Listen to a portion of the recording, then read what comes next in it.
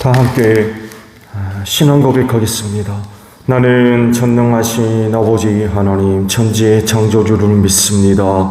나는 그의 유일하신 아들 우리 주 예수 그리스도를 믿습니다. 그는 성령으로 잉태되어 동정녀 마리아에게서 나시고 본디오 빌라도에게 고난을 받아 십자가에 못 박혀 죽으시고 장사된 지 사흘 만에 죽은 자 가운데서 다시 살아나셨으며 하늘에 오르시어 전능하신 아버지 하나님 우편에 앉아 계시다가 거기로부터 살아있는 자와 죽은 자를 심판하러 오십니다. 나는 성령을 믿으며 거룩한 공교회와 성도의 교제와 죄를 용서받는 것과 몸의 부활과 영생을 믿습니다. 아멘. 찬송가 312장 부르시죠.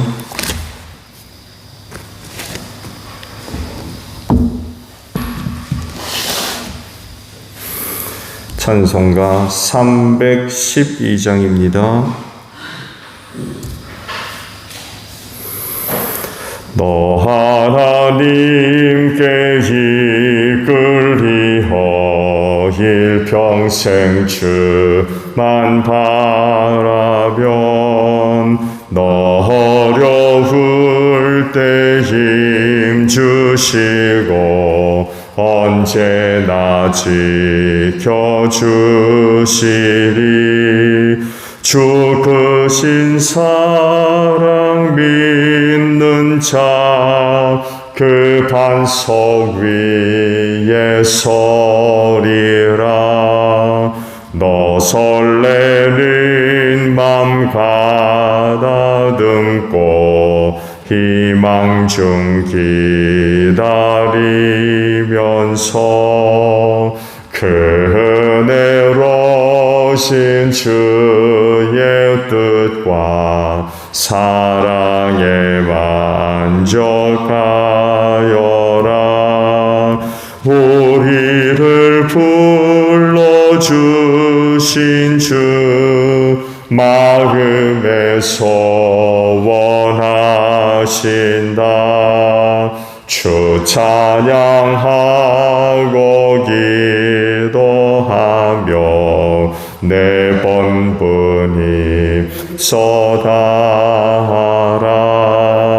주 약속하신 모든 은혜 내게서 이루어지리라. 참되고 의지하는 자 주께서 기억하시리. 아멘. 말씀을 봅니다. 사사기 10장이에요. 사사기 10장 1절에서 9절까지 있는 말씀을 봅니다. 아비멜렉 다음에는 이삭을 지파 사람 도도의 손자이며 부하의 아들인 돌라가 일어나 이스라엘을 구원하였는데 그는 에브라임의 산간 지방에 있는 사멜에 살고 있었다. 그는 이스라엘의 사사로 23년 동안 있다가 죽어서 사멜에 묻혔다. 그 뒤에 길르앗 사람 야일이 일어나서 22년 동안 이스라엘의 사사로 있었다. 그에게는 아들이 30명이 있었는데 그들은 30마리의 나귀를 타고 다녔고 성읍도 길르앗 땅에 30개나 가지고 있었다. 그 성읍들은 오늘날까지도 하본 야일이라고 불린다. 야일은 죽어서 가문에 묻혔다. 이스라엘 자손이 다시 주님께서 보시는 앞에서 악을 저질렀다. 그들은 바알 신들과 아스다롯과 시레야의 신들과 시돈의 신들과 모압의 신들과 암몬 사람의 신들과 블레셋 사람의 신들을 섬기고 주님을 저버려 더 이상 주님을 섬기지 않았다. 그러므로 주님께서 이스라엘 백성에게 진노하시어 그들을 블레셋 사람과 암몬 사람의 손에 내어주시니 그 해에 그들이 이스라엘 자손을 억압하고 학대하니 요단강 동쪽 길르앗 지방 아모리 사람의 땅에 사는 온 이스라엘 자손이 18해 동안이나 그들을 그렇게 억압을 당하였다. 암몬 자손이 또 유다와 베냐민과 에브라임 지파를 치려고 요단강을 건너왔으므로 이스라엘 백성은 고통이 막심하였다. 그때야 비로소 이스라엘 자손이 주님께 부르짖었다. 우리가 우리 하나님을 저버리고 바알을 섬기어 주님께 죄를 지었습니다. 아멘. 자, 오늘 아침에는요 2절에 있는 말씀을 보려고 합니다. 말씀을 보면 그는 이스라엘의 사사로 23년 동안 있다가 죽어서 3일에 묻혔다라는 말씀입니다. 사사 시대에는 영적으로나 신앙적으로 또 사회적으로 혹은 정치적으로 큰 혼란의 시대였죠. 야훼 신앙을 그 야훼 신앙으로 중심을 잡고 기초를 다져야만 하는 그런 시기이지 않습니까? 광야 생활을 마치고 가나안 정복의 중요한 지점들을 정복을 하고 각 지파별로 이제 그 땅을 분배받아서 흩어져서 이제 살게 됐는데, 그렇다고 하면 광야 시내산에서 받은 율법의 말씀을 근거로 해서 그곳에서 이제 야훼 신앙의 중심을 잡고 기초를 다지는 이런 그 모습들로 나아가야 되는데 그러지를 못하는 거예요. 시간이 흐를수록 야훼 신앙이 더욱 곤고해지고 하나님의 말씀에 순종하는 그런 그 생활의 모습들이 나타나야 되는데 이게 이제 안 되는 거예요. 이렇게 표현하면 될까요? 선듯 했는데 넘어지고 또 선듯 했는데 또 넘어지고 한 걸음 앞으로 나아간 듯 했는데 뒤로 후퇴하고 조금이라도 성장하고 성숙돼가는 그런 그 모습을 보여주지를 못해요. 그래서 노노의 말씀을 드렸습니다만 사사시대의 모습은 자기 소견대로 자기가 생각하는 대로 자기가 생각하기에 좋은 대로 생활하는 것. 그러니 자기가 좋은 대로 산다는 게 이게 말이 그렇지 다 똑같습니까? 다 다르거든요. 자기가 좋은 게 똑같으면 사실 아무런 문제가 없을 겁니다. 근데 여러분도 아시듯이 자기가 좋은 대로 생각하기에 좋은 대로 산다라는 건 이건 통일이나 일치는 거의 불가능하죠. 그러다 보니까 대립, 갈등, 그게 좋은 예로 보여준 게 아비멜렉이 형제 70을 쳐 죽이고 왕이 되는, 또 왕이 되기 위해 세겜 사람들과 결탁을 하잖아요. 뭐라고 합니까? 내 혈육이라, 내 혈육이라. 외가댁이었거든요, 사실은 세겜성이. 나중에 어떻게 돼요? 서로 죽고 죽이는 이런 일들이 벌어져요. 자기 좋은 대로, 자기가 생각하기에 좋은 대로 산다는 건 이렇게 되는 거예요. 이렇게. 그러니 사사시대의 생활이 어떻겠습니까? 혼돈 자체입니다. 혼돈. 근데 뜻밖의 모습을 오늘 주신 말씀 속에서 발견할 수가 있어요. 즉 그런 시기, 그런 시대였음에도 불구하고 안정적이고 평화로운 시기가 또 있어요. 갈등, 대립, 다툼, 또 가나안 부족들과의 전쟁, 그들을 통한 압제 이런 것만 있는 게 아니라 전혀 다른 아무런 문제가 일어나지 않는 이런 시기도 또 나타나게 됩니다. 보통 사사가 등장할 때에는 시기적으로 위기였죠. 위기였어요. 즉 이스라엘이 하나님을 섬기지 않고 우상을 섬기고 타락하고 부패함으로 말미암아 이방 족속 즉 가나안 부족에 하나님께서 그들을 넘기셔가지고 진노하시거든요. 징계를 하시거든요. 그로 인하여서 압제를 당하고 핍박을 받았어요. 그러면 또 그때는 아이고 하나님 잘못했어요. 또 그러면 사사를 보내가지고 또 그들을 또 구원하는 이런 그 모습들이 나타났죠. 근데요, 이방 민족, 특히 가나안 부족들로부터 핍박받는 것은요, 그리 간단한 문제가 아니었어요. 왜냐하면 당시 가나안 부족들 입장에서 보게 되면 조상적부터 물려받은 땅을 누구한테 뺏긴 거예요? 이스라엘이라고 하는 그런 그 부족, 민족 혹은 나라부터 자기들이 그동안 그렇게 물려받은 땅을 뺏겼거든요. 그럼 어떻게 했어요? 기분 나쁜 거죠. 감정 상하고. 이집트로부터 나왔다고 하는 한 민족이 이주에 들어오면서 그 땅에 오랫동안 조상 대대로 물려받으며 살았던 땅에서 쫓겨나는 거예요. 일부는 완전히 멸절당하고 난리도 아닌 거죠. 그러니 가나안의 부족들이 이스라엘 민족을 어떻게 생각하겠습니까? 이를 바득바득 가는 거죠. 그러다가 그들이 타락하니까 힘이 없거든요. 힘이. 앞서 말씀을 드린 대로 정말 야훼 신앙으로 똘똘 뭉쳐가지고 하나님의 말씀에 순종하는 그런 그 생활을 했다면 누가 그들을 공격할 수가 있겠어요. 근데 그러지를 못하고 자기 생각하기에 좋은 대로 사니까 이건 모래알 같은 거, 이 모래알.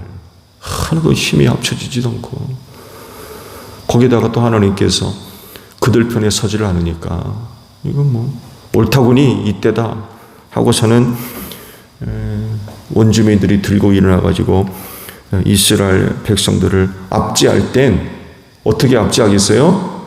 생각 이상이라는 거. 옳다구니 잘 걸렸다 너희들. 이 핍박의 강도가 이루 말할 수가 없는 거예요. 그들이 밀려 들어가가지고 가나안의 부족들이 사실은 거의 혈통적으로 하나거든요. 부족들이 서로 나누어서 땅을 가지고 있지만 혈통적으로는 남남이 아니에요. 그러니까 종종 서로 결탁을 해가지고 이스라엘을 대적해서 막 전쟁도 벌이잖아요. 이제 그러다가 자기들 손아귀에 들어오니까 기회는 이때다 하고서는 압제를 하고 핍박을 할 땐 상상 이상이라는 거예요. 상상 이상.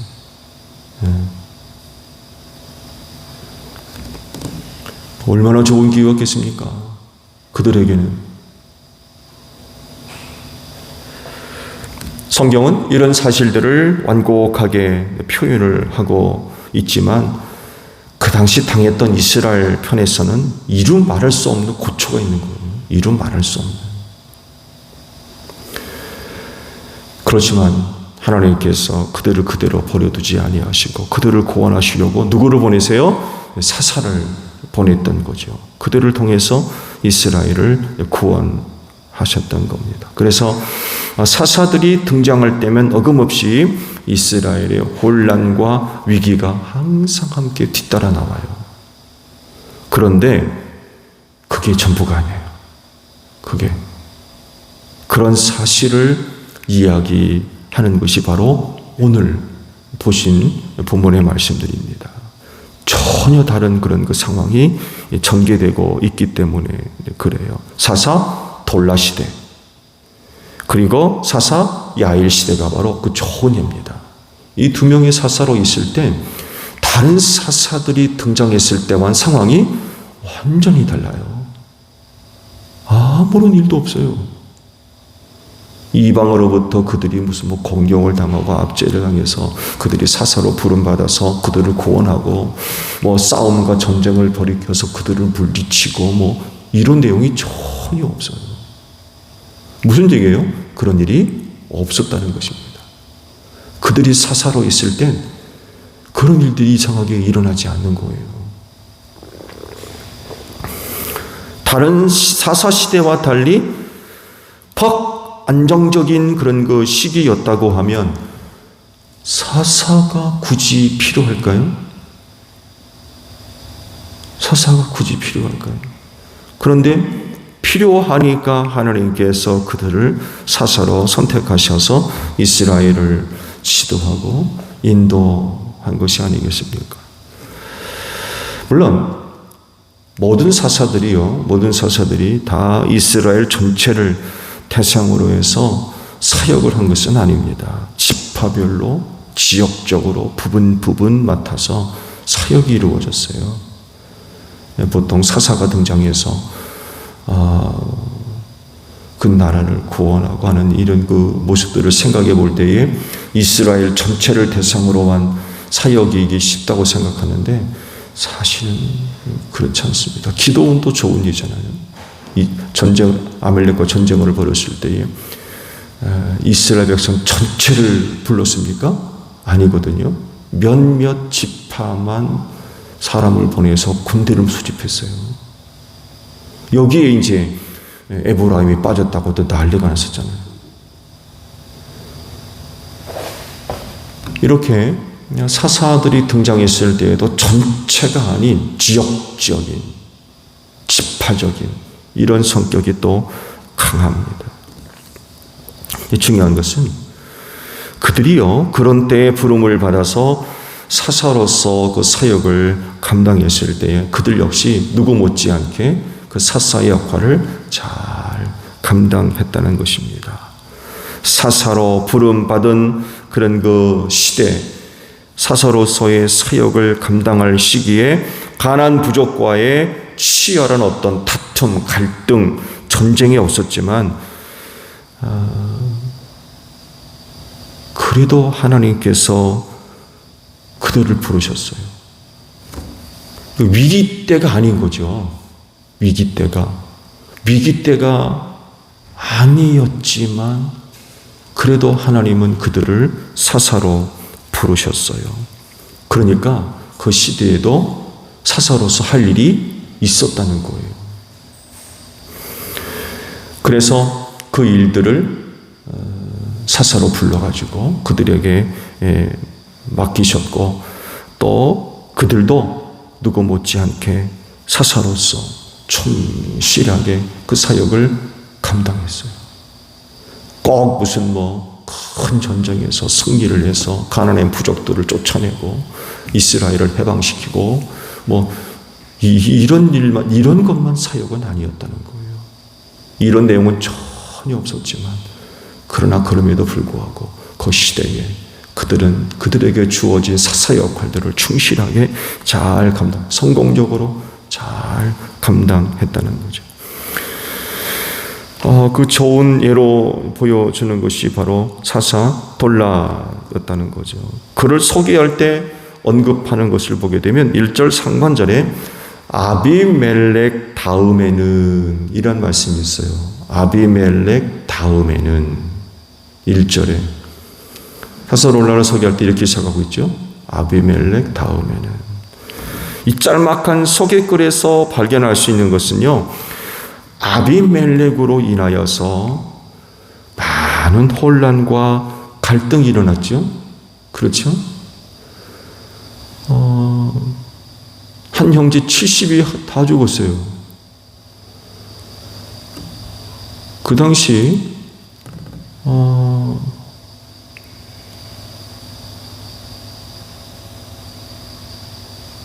사사 기드온이 감당했던 그런 그 일들의 역할들이 상당히 이스라엘의 영향력을 죽어 있었거든요.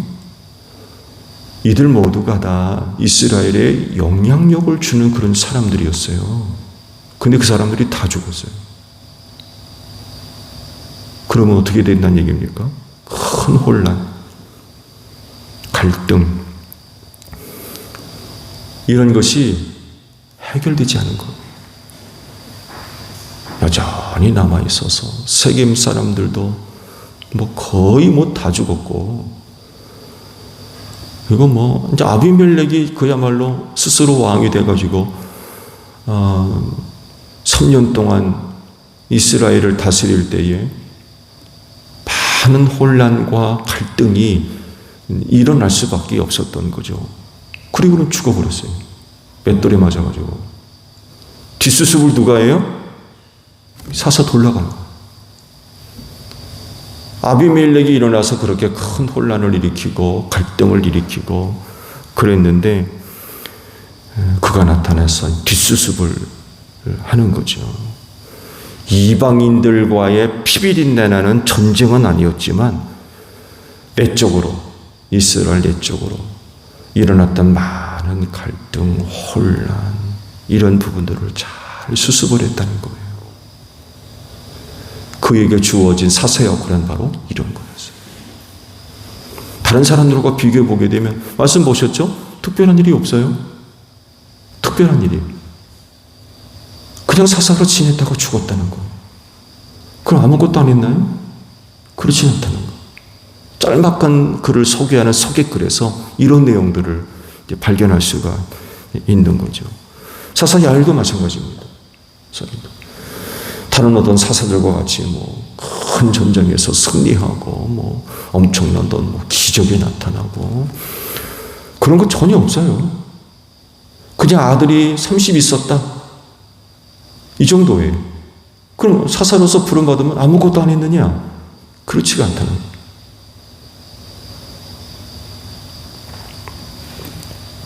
이런 그 사사들, 또 다른 전혀 다른 사사 시대에 부름받았던 사람들의 그 모습 속에서 우리가 발견할 수 있는 것은요, 세움받은 사람들, 사역하는 데 있어서 조심해야 될 그런 부분들이 있습니다.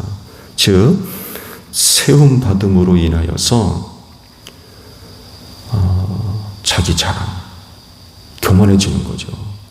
이거 특별히 조심해야 된다는 거예요. 그렇게 세움받음으로 인하여서 어떤 기념비적인 업적을 남기려고 하는 그런 욕심들. 누구는 큰 업적을 남겼다고 하면 나는 그보다 더 크게 해야 되겠다. 큰 일을 뭔가 좀 해야 되겠다. 그런 욕심이 생길 수 있어요. 2명의 사사가 소개되고 있지만 그 앞이나 그 뒤에 나타나는 사사들을 보세요. 엄청난 일들을 했습니다. 그러니까 사람들이 와가지고 뭐라 그래요? 우리를 다스려 달라고 그래요. 얼마나 큰 일을 하고 중요한 문제를 해결했으면 사람들이 와가지고 우리를 다스려 달라고, 왕이 되려고 하는 거죠. 왕이 되려고 부탁을 할 정도겠습니까? 근데 사사 2사람의 이름이 소개되는 것 보게 되면 아무것도 없어요. 아무것도.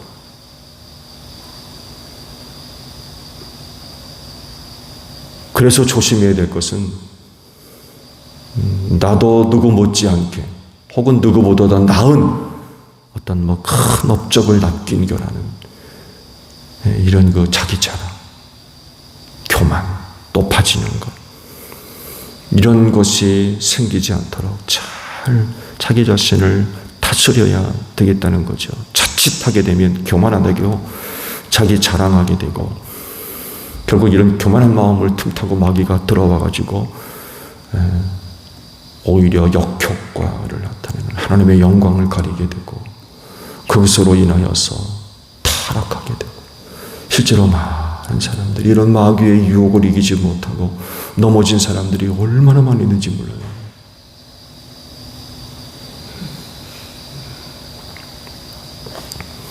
그래서 부름받고 세움받은 이들은요, 끝까지 자신을 지켜서 하나님 앞에 겸손함을 잃어서는 절대로 안 된다는 거예요. 다윗이 이런 모습을 보여주죠. 그렇죠? 성전 짓겠다고 합니다. 얼마든지 할 수 있는 사람이에요. 왕 아닙니까? 그런 마음이 생겨가지고 성전적이 되겠다. 하나님이 뭐라 하세요? 아니라고 했어요. 너 지면 안 된다고. 왜? 손에 너무 피를 많이 흘렸다는 거예요.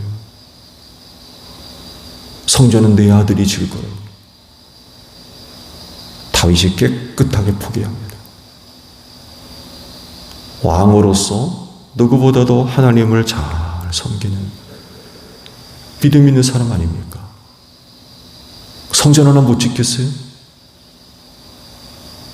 얼마든지 몇 개라도, 그리고 언제든지 지을 수 있는 사람입니다. 근데 하나님이 허락하지를 않으셨어요. 그러니까 중단합니다. 그리고는 성전 짓는 데 부족함이 없도록 모든 것들을 준비해 둡니다. 거기서 끝났어요. 그리고 솔로몬이 그걸 가지고 성전을 지었죠. 다윗이 하나님의 일을 어떻게 해야 되는가를 잘 보여주고 있습니다. 얼마든지 할 수 있어요. 못하는 사람이 아닙니다. 그런 생각, 그런 마음 안 생기겠습니까? 얼마든지 가질 수 있는 사람이에요. 할 수도 있고. 근데 하나님께서 허락하지 않으니까 내려놨어요. 고집을 부려가지고 내 생전에 업적 하나 남겨야지. 그런 마음 안 생기겠어요? 내가는 그러질 않았어요.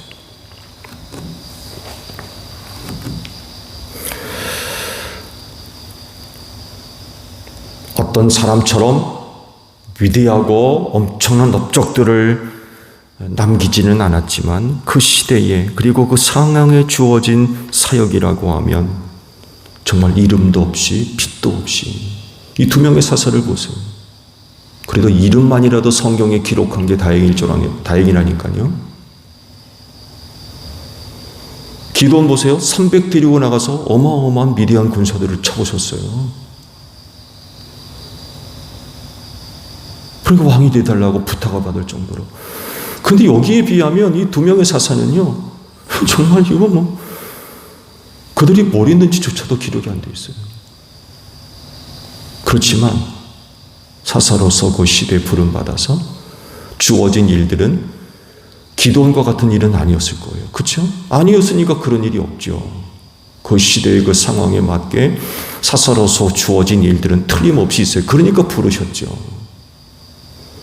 그러나 그들은 욕심 부리지 않았어요. 과도한 욕심을 부려가지고 나도 업적을 하나 만들어놔야지. 그리고서는 뭔가를 하려고 하는, 그러지를 않았다는 거예요.